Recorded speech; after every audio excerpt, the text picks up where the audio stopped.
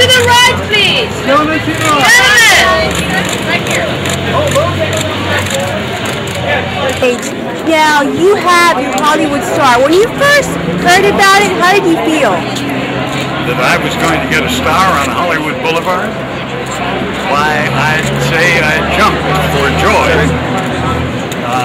Maybe if it wasn't near Christmas time, but I sang Joy to the World. I know. And I thank the Herald Angels, who I felt sang at that moment too. I was thrilled. I was absolutely thrilled to get this, and it's a great honor, and especially to a guy of my age, you know, has spent a long time in the business, and I guess earned his way onto Hollywood Boulevard. That's a nice thing. Now, I heard your speech and it's very inspiring, and you're getting a Lifetime Achievement Award next week at Ojai Film Festival. I am at Ojai, and it's a beautiful place and a very nice thing of them to do. I guess if you hang around long enough and you work hard enough and you enjoy what you do, then it's so much more enjoyable. Peter, as part of our ceremony, we have a special certificate. You know, the Chamber of Commerce administers the Walk of Fame on behalf of the City of Los Angeles. And next year is the 50th anniversary of the Walk, by the way.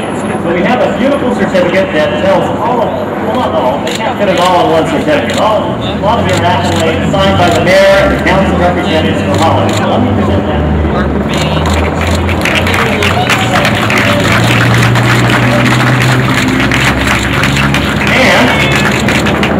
Everyone wants to hear from you, but let me do a ceremonial thing that we always do in memory of our late honorary mayor and former Walk of Fame chairman, Johnny Grant. I hereby declare this Peter Graves Day in Hollywood.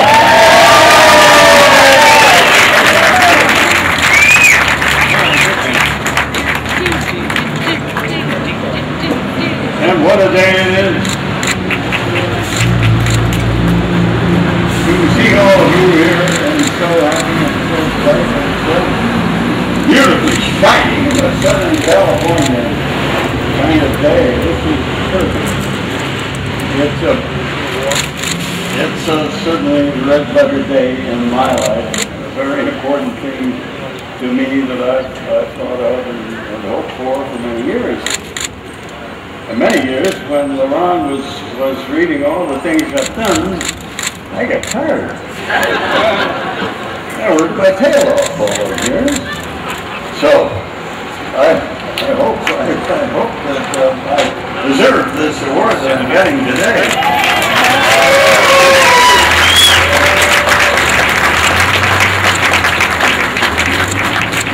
Hollywood is where it all began for me and for Joan, my wife. We decided we were going to come here, and I wanted to be an actor, and that we were going to Hollywood to try to do it. And so we parted with a kiss in Minneapolis, where we live. She in St. Paul, I in Minneapolis. That's like the Montagues and the Capulets in Shakespeare. They hated each other, but we fell in love. There's Romeo and Juliet.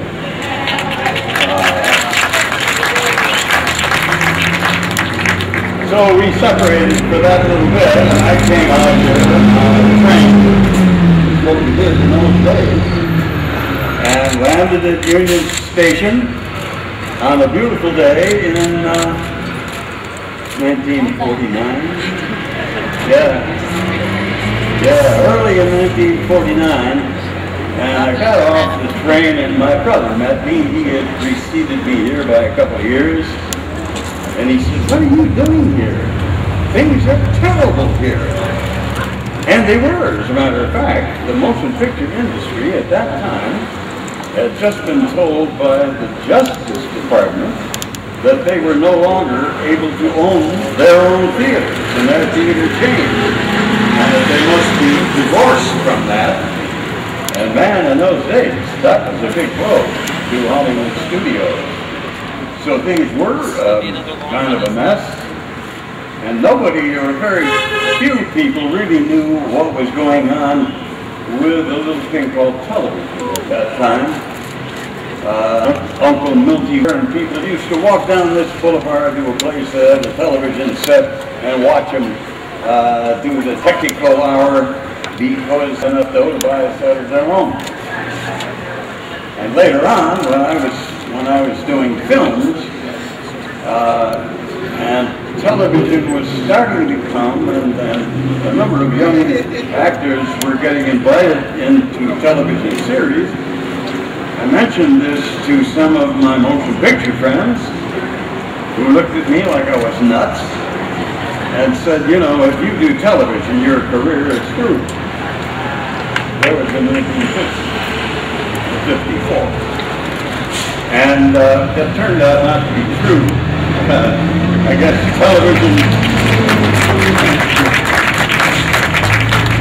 television and I grew together.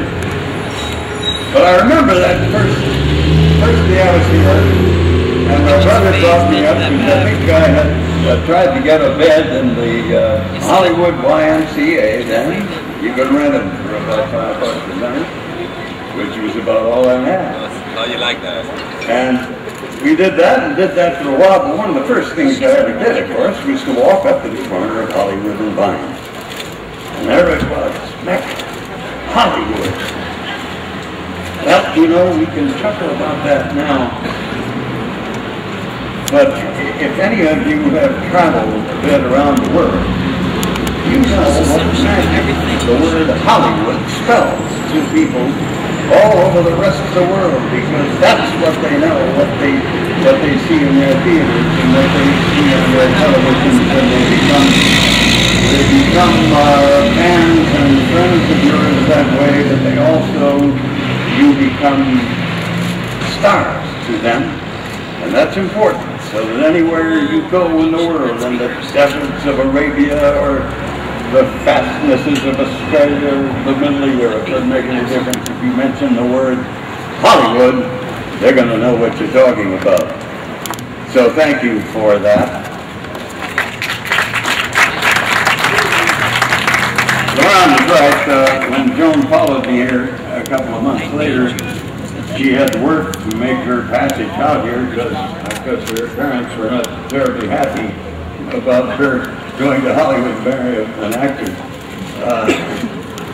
We became very good friends years later after that, but it was kind of tough on her doing that. But she came right out and went right to work. Her father was a doctor and a very well-known and wonderful man in St. Paul. Okay. And she had worked, of course, in his office for a number of years while she was a teenager going through school. So she knew that routine pretty well. And while looking for a job in a doctor's office, she got a job selling ladies' clothes right down the street there in a place called Schwab. That's not the drugstore out of the Schwab in the Hollywood Boulevard. Hasn't been there for years, I guess. Geez, I've played a lot of places in my life, but never a used car lot. Incredible. Well, anyway, she went to work and kind of supported me for a year or so, and she did rent an apartment in an old, marvelous old building, the Chateau de Four, up on Franklin Avenue. And Ron said that I had an apartment across the street. It wasn't an apartment. I rented a room for $7 a week with kitchen privileges, which meant you could put your food in the refrigerator and then everybody else stole it. But she kept me well fed. And of course, you didn't live together in those days. That was a definite no-no, even in naughty old Hollywood. But once we got a break and agreed to it, you know, then we knew we would be married, and her parents were happy about that, and we started work. I was driving a taxi at the time, and not making any money at it, but it was a marvelous job to have during the daytime, Because if you had an interview at the studio at all, you could put your cab over at the studio, go on in, do the interview, and get in the cab and go back to work. So it's a great way to get around. And so we did a lot of that, and then we went through all those interviews. I had a good agent at that time, but it's tough getting the kids started, and we heard so many no's that I thought somewhere there must be a yes somewhere, but man, I couldn't find it. And I was thinking one morning, and I knew I had an appointment with a picture producer, and it occurred to me that in presenting myself to a new motion picture company, a producer, director, casting people, and so forth, that I hadn't really asserted myself and shown them, you know, kind of forceful side of me. So I decided this day I was really going to take the bull by the horns. And when they called me in, I strode purposely into the office, up to the desk, shook hands with the producer, the director, looked him straight in the eye, and said, "It's wonderful to be here. I love this. Great." And we talked about the possible film. And I kept a positive attitude, and I thought I was alive with energy and forceful, and they thanked me and I thanked them, and turned and opened the door and walked right into a closet.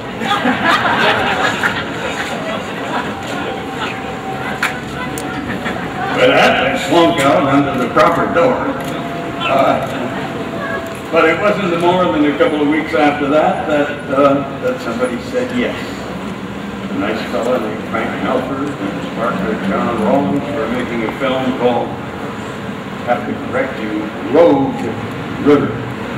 The Rogue River is up on in Oregon, as you know, a beautiful river. We made the whole picture up there. But it's funny, between the word rogue, R-O-G-U-E, and the word rouge, you just change a couple of letters around, and rogue becomes rouge. Now, I wouldn't have done the Rouge River unless I had been able to go out with my tangerine lip gloss.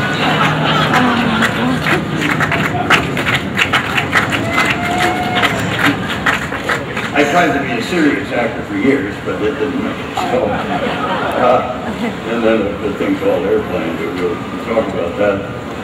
And I'm so happy to be here today and getting this honor. And what makes me happiest of all about it is that all of my group is here today. All of my family. And this is so marvelous for me and for Joan. You know that we have 3 daughters. Kelly, would you just, yes, raise your hand, Kelly, and her husband, Mark McCaslin, is close by, and Claudia, right there, and her husband, John, and beautiful daughter, Amanda, is right there, and then we have 6 lovely grandchildren, and they have come from all over the place to be here today. Victoria and her husband now. I've never had a grandson-in-law. Gareth Gaston, originally from Scotland, but they've come all the way from London today to be here. Let's see, granddaughter Jennifer lives now in Tampa, Florida, and she's made the address just for us.